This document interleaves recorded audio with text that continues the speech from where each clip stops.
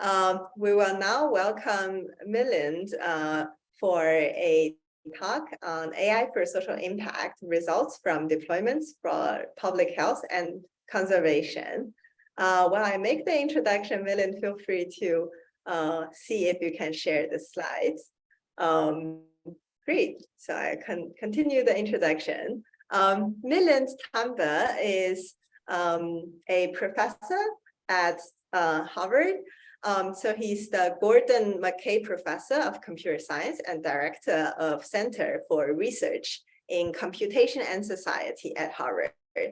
Currently, he is also Principal Scientist and Director for AI for Social Good at Google Research. His work focuses on advancing AI and multi-agent systems for public health conservation and public safety, with a track record of building pioneering AI systems for social impact. The thing I want to share is that Milind's work is really impressive. He also promotes general AI for social good. Both Mike and Milind's talk will be giving us interdisciplinary insight to inspire how NLP researchers can take how different domains tackle social good to our domain. So now let's welcome Milind.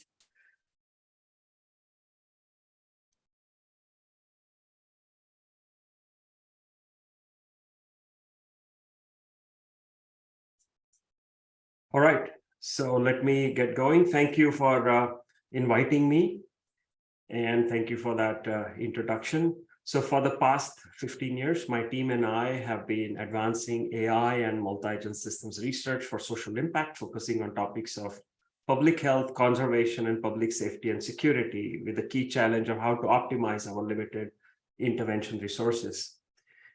I'll start with a key lesson that achieving social impact and AI innovation go hand in hand. That means social impact doesn't just mean taking AI solutions that exist out of the box and applying them as they are to social challenges.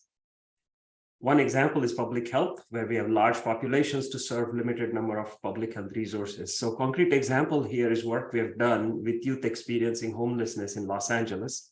Harnessing the social networks of these youth, we are able to show that our influence maximization algorithms are far more effective in spreading HIV information and reducing HIV risk behaviors compared to traditional approaches. But this work required innovation in the area of influence maximization because the social networks themselves are not known ahead of time. With respect to conservation, we have large conservation areas to protect limited number of ranger resources. So concrete example is work we have done in Uganda and Cambodia. We're harnessing past poaching data. We are able to predict where poachers set traps or snares, and for the past several years have been able to remove thousands, if not tens of thousands of these traps. This work required innovation in the area of what we call green security games, which combines machine learning and game theory. In the past, in the area of public safety and security, we've contributed a new model called Stackelberg security games and contributed new algorithms that have been in use by security agencies in the United States, such as the US Coast Guard, the Federal Air Marshals, to assign air marshals to flights and so forth. These may seem like very different application areas, but what ties them together is common research in multi-agent systems. So with that background, let me now talk to you about two topics. I'll cover AI for maternal and child care as the primary topic today. If time remains, I'll also talk about the work we've done for AI for HIV prevention. I'll cover papers in this topic over the past 2 years for AI in maternal and child care. I'll focus on real-world results in the talk today, but there are lots of other simulations in our papers.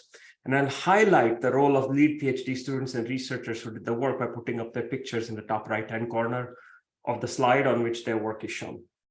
So the motivation here for AI and for maternal and child care is the UN Sustainable Development Target that by 2030, the maternal mortality ratio, mothers dying during childbirth or soon after, should be below 70 for 100,000 live births. So that's the UN target. But where we are today is, if you look at Western Europe, that's definitely low. United States is lower than the UN target, but rising.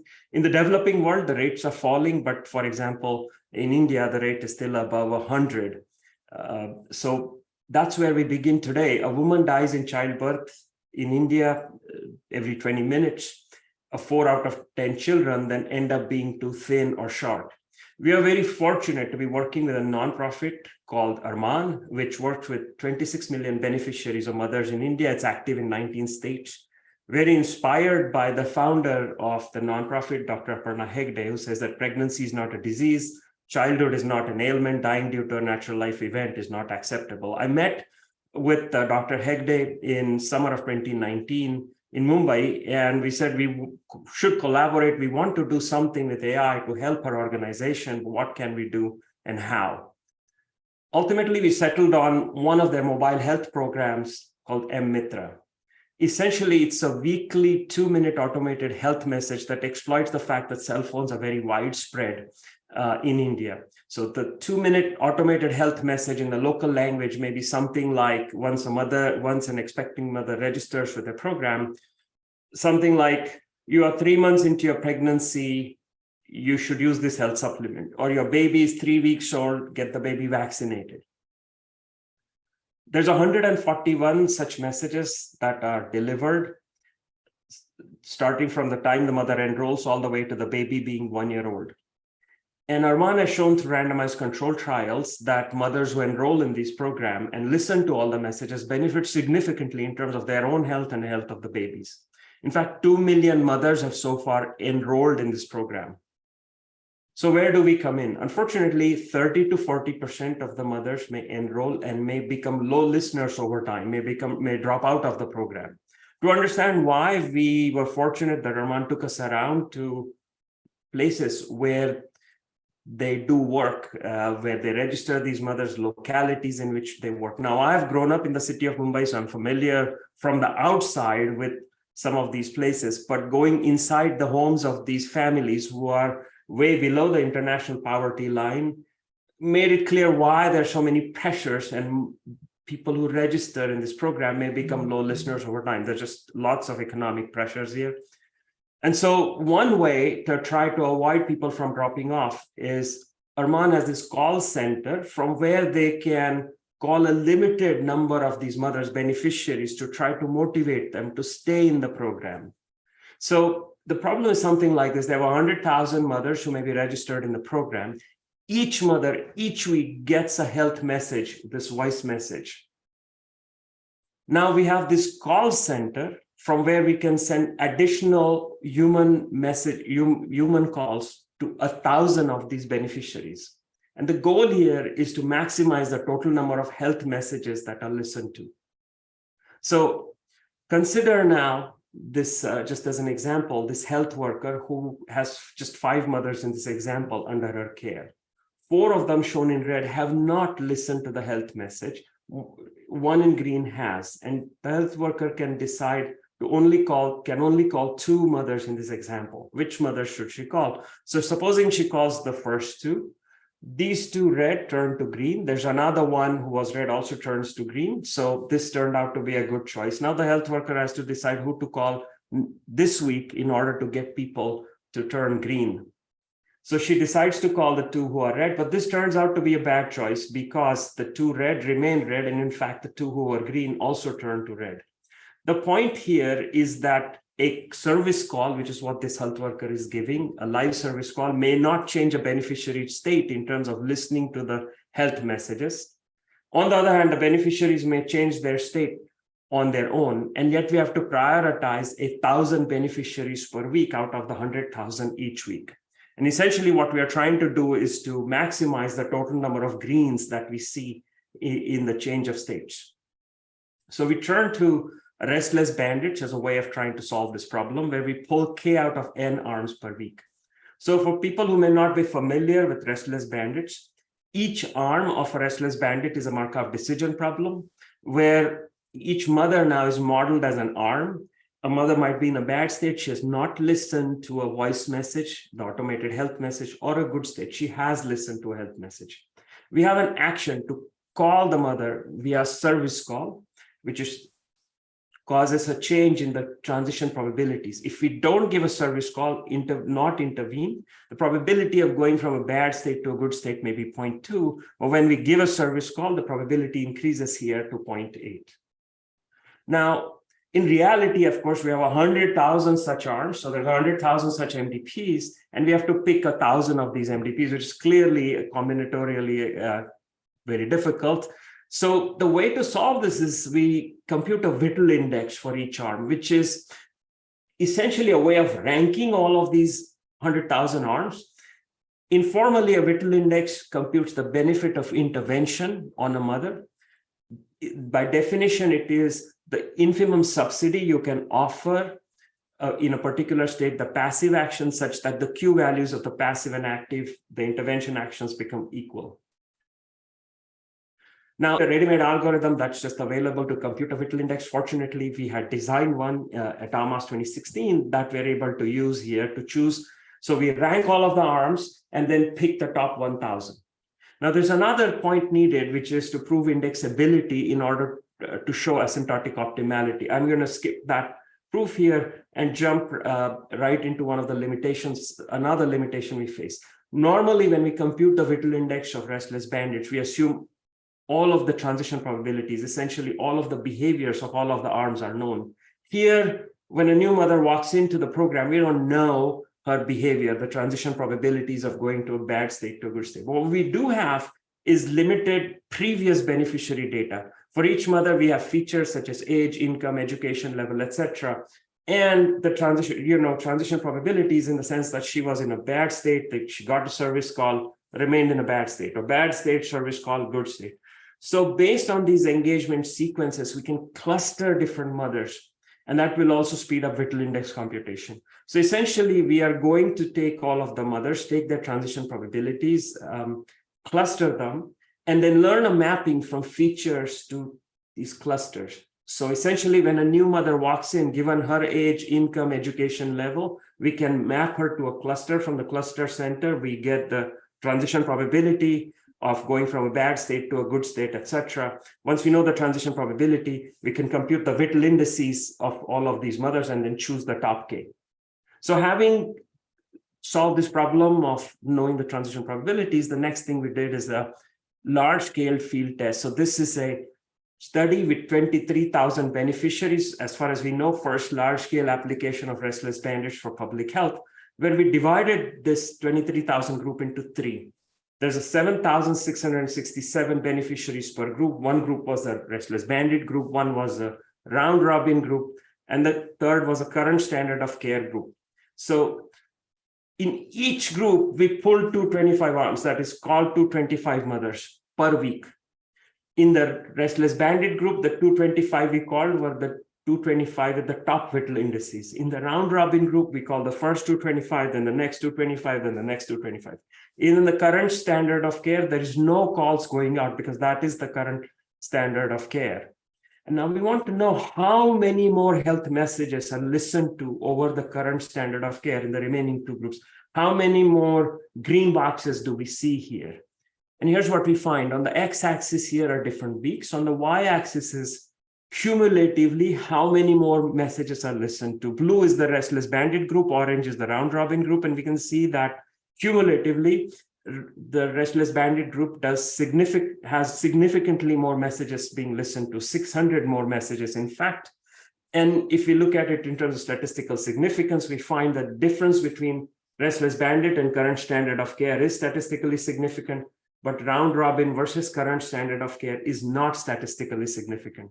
The point here is that it is important to optimize service calls. Just calling people, giving service calls in a round robin fashion makes no difference in terms of improving the number of health messages that are listened to.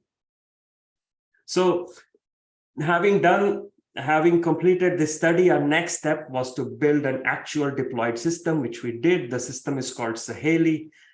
That means a friend in Hindi, but it's also an acronym. This is just to tell you that we work incredibly hard in coming up with these acronyms. This work, I should have said early on, was done with my team in Google Research in India.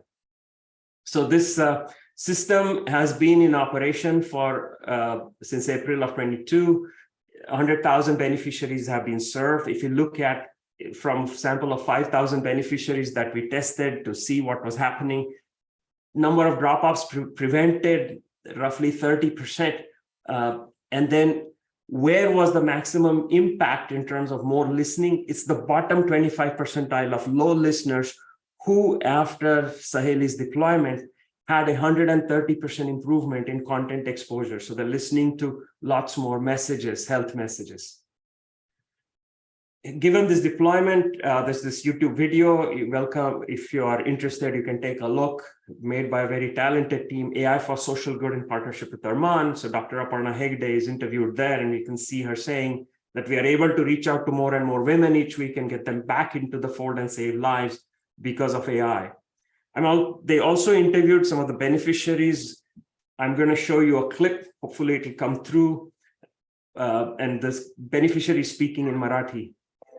तो phone नव्हते ऐकत पहिला त्याच्यानंतर मला त्या ताईंचा call आला त्या घरी आल्या मला समजवलं हा कॉल घ्यायला पाहिजे तुझ्या पोरांसाठी चांगला आहे ना मग तेव्हा मी कॉल घ्यायला लागले आणि ते कॉल ऐकून खूप बरं वाटतं की कोणीतरी घरचंच मला कोणीतरी समजवायला येतंय मग जसं ते कॉल ऐकते मी तसंच मी माझ्या पोरीचं संगोपन करते. So the fact that this is being done in Mumbai, where I grew up, also in this mother speaking in Marathi, also my mother tongue, is very deeply satisfying here. So within this Saheli, we did further studies. We surveyed 500 service call receivers to say, why did the service calls help you? So among these 500, 40% said service calls actually didn't help at all. 60% said service calls helped them. Why did they help them? So among the 60%, more than 70% said they got more information about the mobile health program. So essentially, these service calls are helping motivate these mothers to listen more. So these service calls are important to motivate the beneficiaries to listen more. We also looked at intervention fairness. So if you look at, these are all families way below the international poverty line, but nonetheless, there is a difference. If you look at the bottom graph in terms of their income level, these are monthly incomes in terms of rupees, so 0 to 5,000, 5,000 to 10,000, and so forth. Just for illustration, basically $1 is 80 rupees here.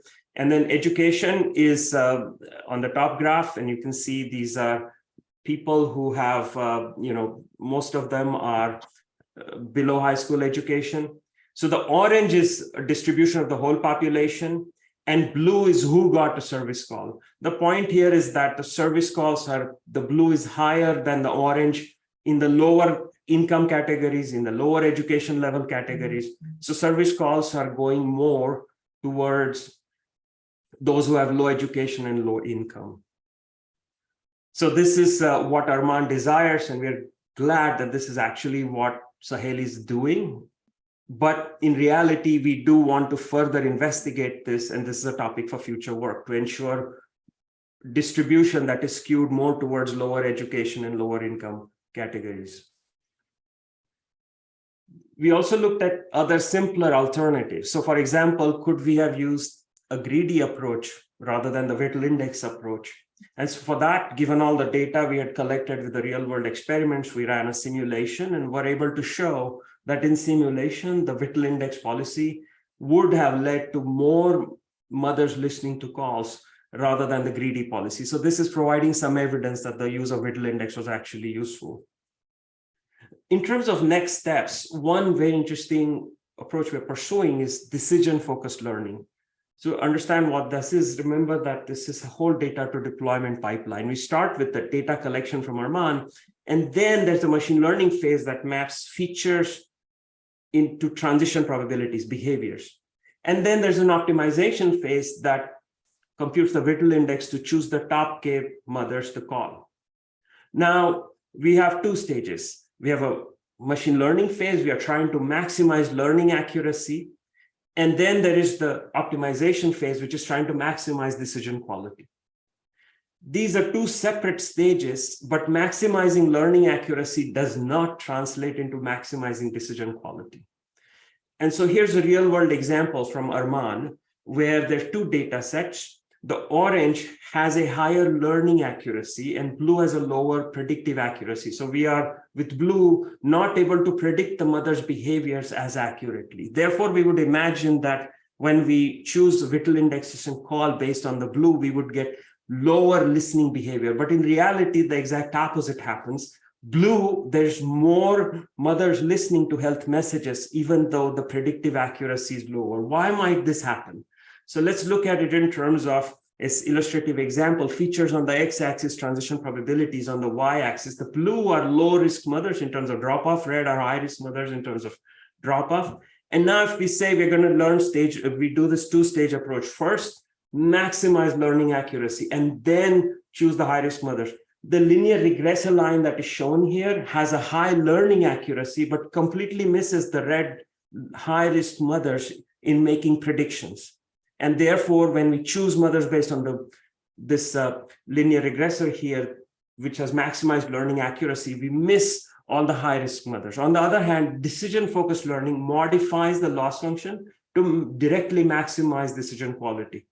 So what we learn is the green line shown, which is clearly low in terms of learning accuracy, but it has a higher decision quality because it captures the high-risk mothers.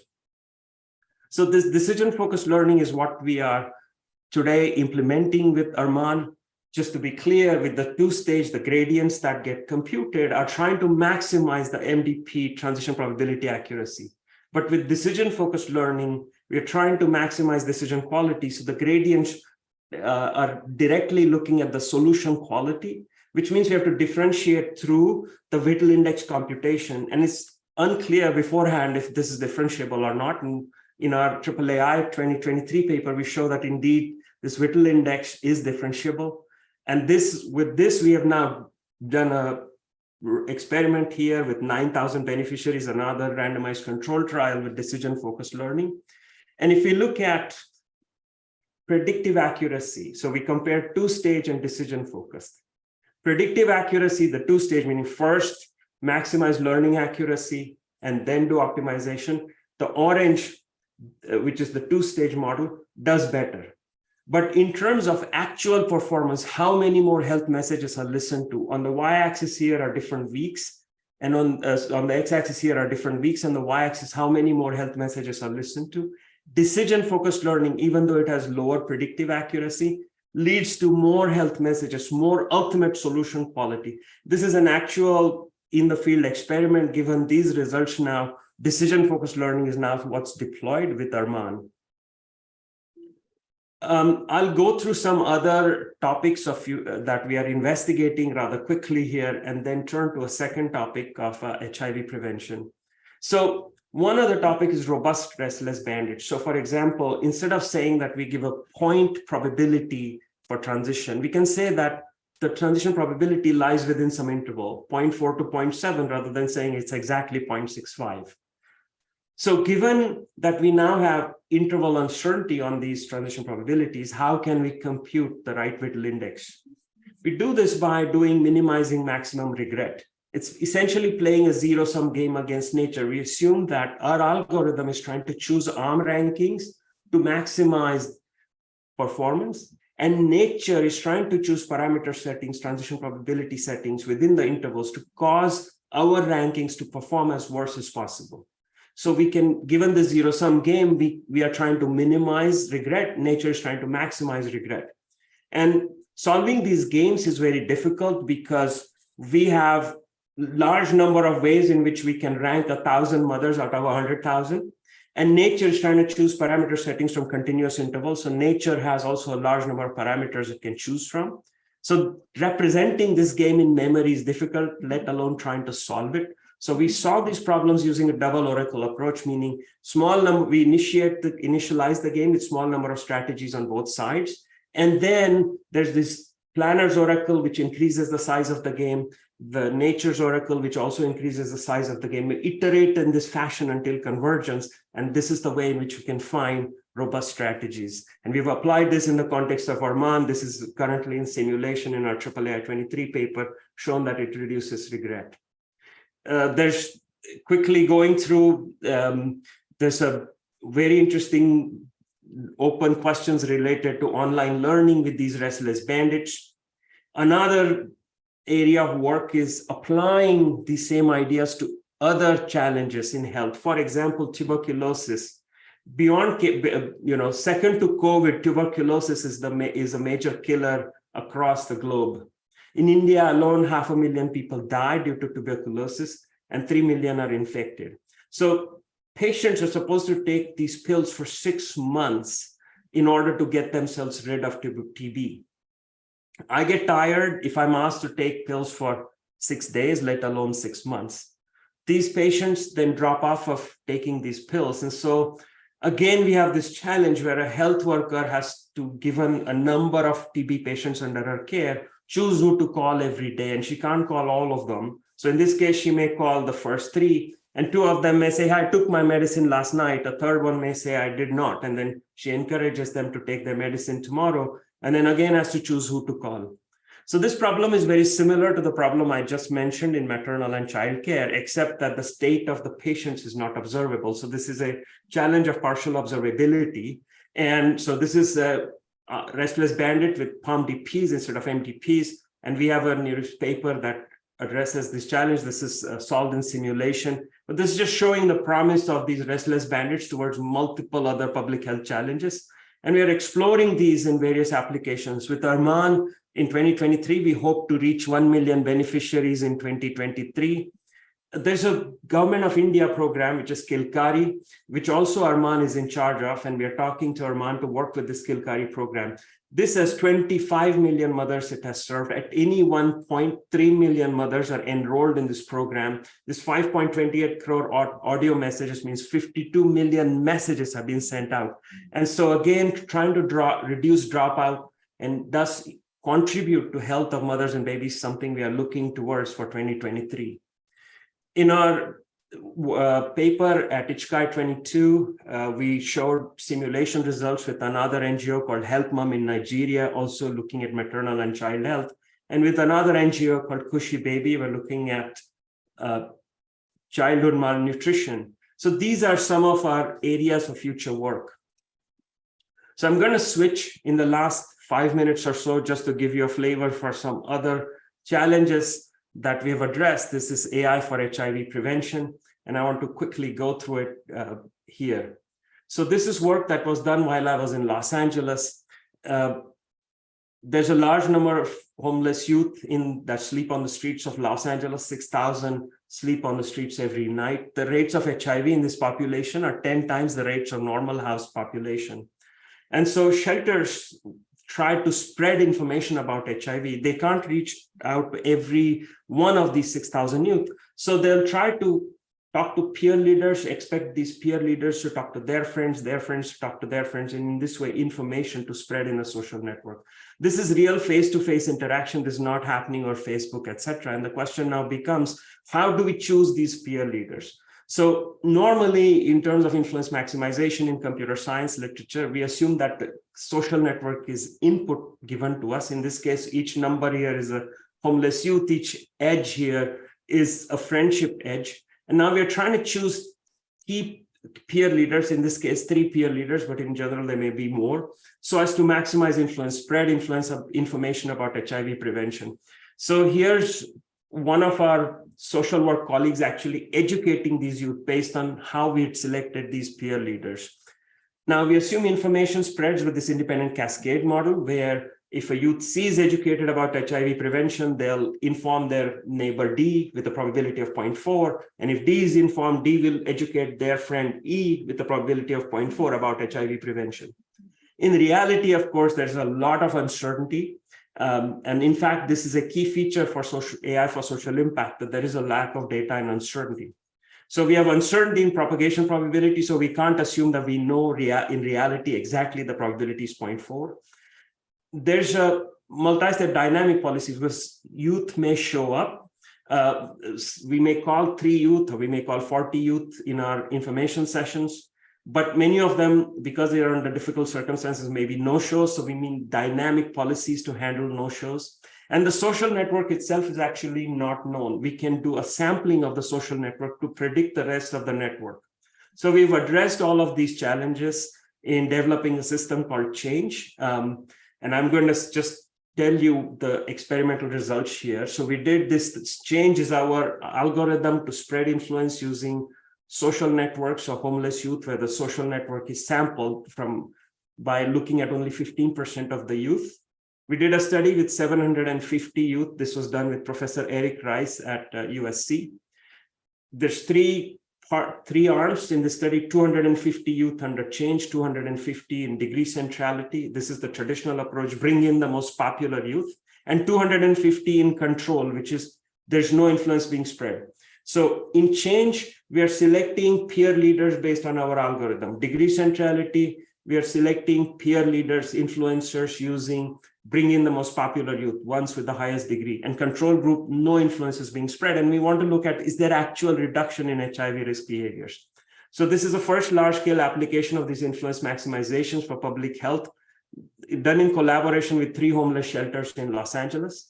And here's what we find. In terms of reduction in condomless anal sex, which is one of the HIV risk behaviors, we can see at the end of 1 month, with change, there's more than 30% reduction in this behavior, but with degree centrality and control group, there is no difference. At the end of 3 months, degree centrality begins to catch up, but still not as good as change. The point here is that change is able to cause this reduction faster, and this is important because this is an HIV risk behavior. And because it's a dynamic community, people come and go, therefore having this reduction happen faster is important. We also looked at other HIV risk behaviors like reduction in condomless vaginal sex. And again, we can see that change is better. And there are statistical significance results in our AAAI and Journal of AIDS papers. Beautiful way to kind of like marry this tech world with this social service world, like, and how we can kind of go deeper and impact young people and elevate them. So I'm going to skip over some of the future work. Just to summarize, achieving social impact and AI innovation go hand in hand. It's important in this work to partner with nonprofits, governments, and local communities.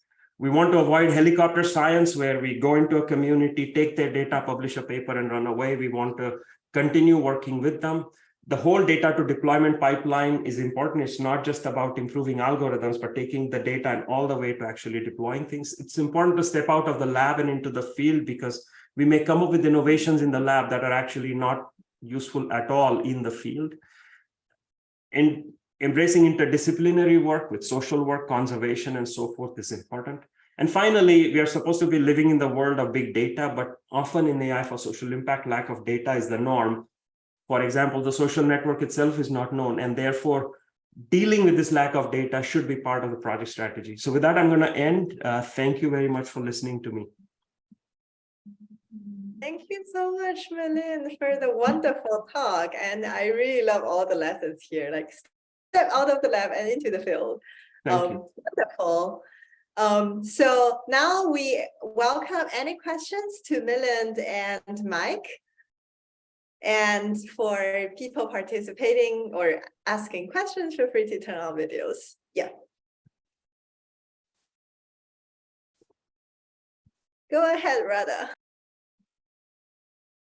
So I will start with the question for Milind. Actually, I have a couple of questions, but I'll start with one and then let other people ask questions.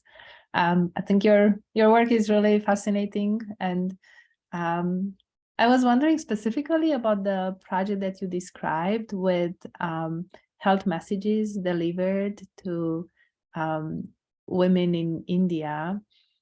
And the work that you talked about is primarily with respect to how to get people to react, which I think is sort of the first order of things. I'm wondering to what extent there is some difference in the health messages being sent, or there is work being done with respect to what kind of messages to send with what people. So a little bit of like the personalization bit. That's a terrific question. That is indeed what the nonprofit wants us to do, is to do content analysis to figure out who's listening more to which messages, particularly with the second program that I mentioned, which is the Skillkari program that goes out to 3 million mothers in different parts of India. Who's listening to what content, and then to indeed simplify content or change content according to who's listening to what. And so that is something that we are extremely interested in. And it's really a topic that is a burning question for the nonprofit as well. So we haven't done it, very important. I love to talk more. We've been thinking Yes, more in the yes, context absolutely. We would love of to discuss interest more and with you. depression, but yeah, I'd love to talk more. Yeah, absolutely. Would love to follow up afterwards. Jumping for a question from Mike, and then Radha, if you have extra questions, feel free to continue. Also, people, if you have questions, feel free to raise your hand, and then you're on the queue. So I really like both of the talks in that like we like get into the real world picture. Maybe bringing Milind's point about stepping into the real world, then forming this into a question to Mike. I know that like the friending patterns are very important. So we will have descriptive understanding of how they are or prescriptive potential interventions we could do. How do you see maybe the role of platform or ourselves or nonprofits? What type of interventions could people do according to the discoveries? Yeah, I think what we're seeing in the data is that a lot of interventions will go better if there's a social or people aspect to it, right? So rather than just like say, let's give schools a bunch of money, it should be, let's give them money, but also find mentorship programs. You know, so that like when you pair up, I think it's the descriptive work shows you that, you know, how important social networks are to say upward income mobility. We don't really understand why, and we need to dive in and understand that further. But I think it gives you just like shows you the power that social networks play and relationships play. And so I think we're trying to now look at what interventions we can run in the social network sphere. How do we build mentorship programs? What do you get from networks? You know, what kind of information are shared in networks? You know, Milind showed how important information is. But how much better would those phone calls in India be if they came from a close relative than like a healthcare worker? You know, or maybe it wouldn't be much better, but like, what if it was reinforced by family members too? You know, like, I think it just shows you that like when you pair the network with other types of interventions, then you can just, you know, get so much more impact. So that's sort of what we are kind of beginning to explore and get data for. And we're working with some nonprofits looking at interventions in schools. And but I think it just demonstrates like the power of the social network in outcomes. And we're just beginning to understand it because yeah, all the evidence I provided was descriptive. Now the next phase for the next 5 years is let's go in and do interventions and see what we find.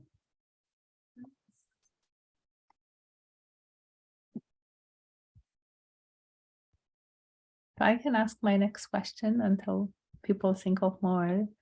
And this might be for both Milind and Mike. With respect to working with NGOs and nonprofits, that's something that Jing and I, and also with others, we've been talking more with respect to how to engage people in NLP research with these organizations that are very closely connected to the real world and what are the problems out there. Any lessons learned that you have to share with respect to how to go about it in terms of identifying these nonprofits, how to make sure that the interactions are fruitful for both sides? So I really like the expression, well, it's kind of sad, but the helicopter science where you go grab data and run. So any insight that you have with respect to how we could sort of in the NLP community follow through your lessons learned and sort of try to connect more NLP research to the real world? So maybe I can go first here and then turn this over to Mike. So first of all, we would love to connect more personally with the NLP community. We'd love to sort of follow up on some of the questions you already asked. So I have two answers. One is I teach a class on AI for social impact. And one of the lectures, evolving one, is indeed, how do you partner with a nonprofit? And what questions do we ask right at the beginning? And so we're sort of listing these questions does the nonprofit, is AI an important solution to the problem faced by the nonprofit? Do they have data? If we have developed a solution, can they pilot the solution? Can they actually scale up the solution, and so forth? So there's a number of questions we can ask right at the beginning of the partnership, if we find a partner. So we have been sort of creating these lists of questions to ask and so forth. The other part of it is, of course, how do you find a nonprofit in the first place? And that's a really very interesting challenge. So at Google, I've been running this program for matchmaking, whereby professors can apply, nonprofits can apply. And then we do matchmaking where each professor gets to meet with 3 nonprofits and each nonprofit with 3 professors. And then it's kind of speed dating and writing a proposal. And then we fund them. So that's one way in which I'm trying to contribute to getting faculty members to work more closely with nonprofits. There's this the program's run for 3 years. We'll continue to run it. So that's one small contribution, I think.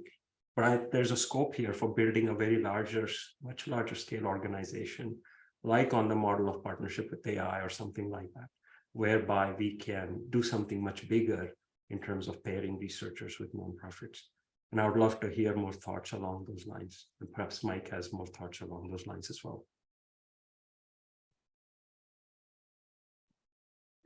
I just wanted to add quickly, I don't have as many interventions with nonprofits, but a few. I don't know how to solve the discovery problem of like, how do I find the nonprofits to work with? But once you've found them, I found that they're so eager to connect and reach out, and they often have, program directors who want to talk. And so don't be shy, reach out to them and say, hey, I want to do some work in the area, I want to understand, even just getting to know them, I think just find some nonprofits that inspire you and build those connections and talk to them. And over time, I think you'll find someone to work with. I would just put in the effort to try to meet, maybe go to some conferences, maybe just like reach out to their program directors and I'm pretty sure you'll get connected to a problem eventually. But Milind's speed dating idea is brilliant. And hopefully there's more of that for grad students that they can partake of in the future. Well, thank you. This is very helpful. Some food for thought as we think more on how to. We may not have the Google power of providing funds because we are a volunteer-run organization thinking of ACL, for instance, but I'm sure there are other incentives in terms of the minds we have to help solve problems. So. Great. Thank you again to Milind and Mike for sharing such fruitful interdisciplinary insights into social good, and really appreciate your presence here. Great. Thank you. Yeah. Now I'll hand the stage to Steve for chairing the next session.